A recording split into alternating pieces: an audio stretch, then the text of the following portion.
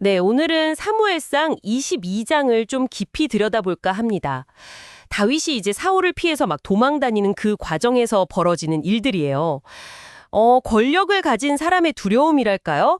그게 얼마나 끔찍한 결과를 낳는지, 또 동시에 위기 속에서 어떤 새로운 리더십이 만들어지는지 그런 걸 좀 생생하게 보여주는 것 같아요. 다윗 주변으로 사람들이 막 모이기 시작하고 사울은 점점 더 불안해지고 그리고 결국 노베에서 그 끔찍한 사건이 벌어지죠. 이 부분을 한번 따라가 보시죠. 네, 맞아요. 이게 단순하게 그냥 쫓고 쫓기는 이야기가 아니고요. 리더십의 어떤 이면, 그리고 인간 심리를 아주 깊숙하게 파고드는 부분입니다. 특히 그 권력자의 편집증적인 두려움이 있잖아요. 그게 어떻게 충성스러운 사람마저 배신자로 만들고 결국에는 공동체 전체를 파괴하는지 그걸 보여주는 아주 중요한 장면이에요. 사울의 심리 변화, 그리고 그 결과를 좀 눈여겨보시면 좋을 것 같습니다. 다윗이 처음엔 아둘람 굴이라는 곳으로 피하는데 이게 재밌는 게 자기 가족들뿐만 아니라 그 성경에 보면 환난당한 모든 자, 빚진 모든 자, 마음이 원통한 자들 이런 사람들이 다윗에게로 모여드는 거예요. 네, 그렇죠. 순식간에 한 400명 그 정도가 모여서 다윗을 지도자로 삼게 되죠. 근데 이런 상황에서도 다윗은 먼저 자기 부모님 안전부터 챙겨서 모압 왕에게 맡기고요. 그 후에 선지자 갓의 조언을 받아서 유다 땅 헤렛 수풀로 이동합니다. 바로 이 지점이 어떻게 보면 사울을 굉장히 불안하게 만든 결정적인 부분이에요. 그러니까 다윗이 그냥 도망자가 아니라 사회에서 좀 소외된 사람들이나 불만 있는 사람들을 이렇게 규합하는 새로운 중심이 되고 있다는 신호로 본 거죠. 아, 기존 질서에 대한 위협으로? 그렇죠. 잠재적인 위협으로 느껴졌을 거예요.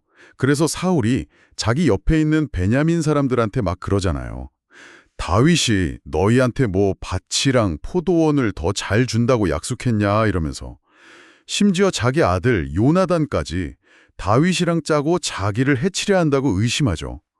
이게 뭐랄까, 충성심을 그냥 보상으로만 생각하고 가장 가까운 자기 핏줄마저 믿지 못하는 그런 극도의 불안 상태를 보여주는 겁니다. 아, 그런 사울의 불안감에 기름을 확 붓는 사람이 등장하죠. 바로 그 에돔 사람 도액. 네, 도액. 이 사람이 사울 앞에서 딱 나서서 제사장 아히멜렉이 노베에서 다윗을 도왔다고 고발을 합니다. 그냥 뭐 도와줬다 정도가 아니라 다윗을 위해서 하나님께 물어봐주고 먹을 것도 주고 심지어 그 골리앗의 칼까지 줬다. 아주 구체적으로 이야기를 하죠. 맞아요. 이방인인 에돔 사람의 이 고발이 진짜 상황을 최악으로 몰고 가죠. 네, 이 도액의 고발이 사울의 그 편집증을 그냥 폭발시켜버리는 방어쇠가 된 거예요. 사울은 바로 아히멜렉이랑 노베 제사장 전부를 불러들이죠. 그리고는 뭐 다짜고짜 다윗이랑 짜고 자기를 반역하려 했다. 이렇게 몰아붙이는 겁니다. 아히멜렉은 당연히 억울하죠. 다윗은 왕의 사위고 또 충성스러운 신하인데 그냥 다윗이 와서 요청하니까 응했을 뿐이다. 이렇게 결백을 주장하지만 네. 하지만 이미 사울 귀에는 아무것도 안 들려요. 뭐랄까 완전히 이성을 잃어버린 거죠. 결국 사울이 너랑 네 아버지 온 집안은 다 죽어야 한다. 이러면서 제사장들을 죽이라고 정말 끔찍한 명령을 내리잖아요. 근데 좀 놀라운 건 사울 옆에 있던 그 호위병들, 이스라엘 사람들이잖아요. 그 사람들은 차마 여호와의 제사장들한테 손을 못 대겠다고 망설여요. 왕의 명령인데도요. 그렇죠. 그 왕의 직속 부하들조차 망설인, 어떻게 보면 불경하고 잔인한 명령인데 이걸 결국 누가 하냐면 그 에돔 사람 도액이 하는 거예요. 이방인이죠. 아마 이스라엘 사람이라면 가졌을 법한 그 제사장에 대한 최소한의 어떤 경외심, 그런 게 없었을 수도 있고요. 망설임 없이 그냥 제사장들을 쳐서 그날 기록에 보면 세마포 에봇 입은 제사장 85명을 죽였다고 나와요. 85명이요? 와우. 네.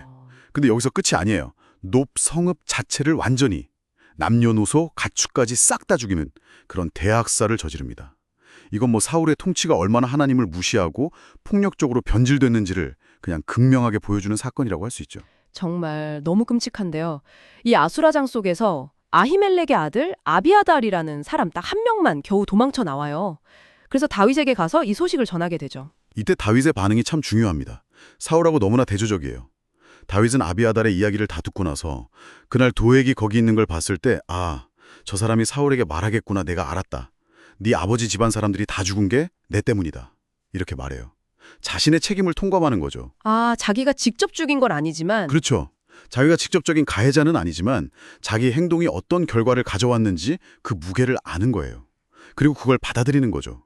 그리고 두려워하는 아비아달한테 너 나랑 같이 있으면 안전할 거다. 이렇게 보호를 약속하고요.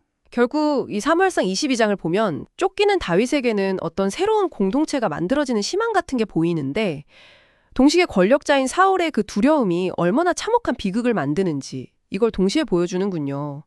이 놉 제사장 학살 사건은 정말 사울 왕족 몰락의 어떤 결정적인 상징 같아요. 네, 그렇습니다.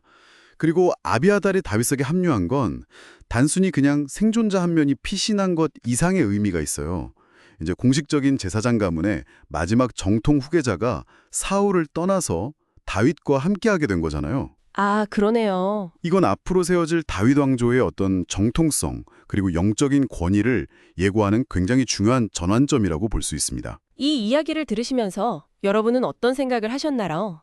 한 사람의 불안과 두려움이 어떻게 공동체 전체를 파괴하는 광기로 이어질 수 있는지, 또 어려운 상황에서도 책임을 피하지 않는 태도가 리더에게 왜 중요한지 이런 걸 다시 한번 생각해 보게 되는 것 같습니다.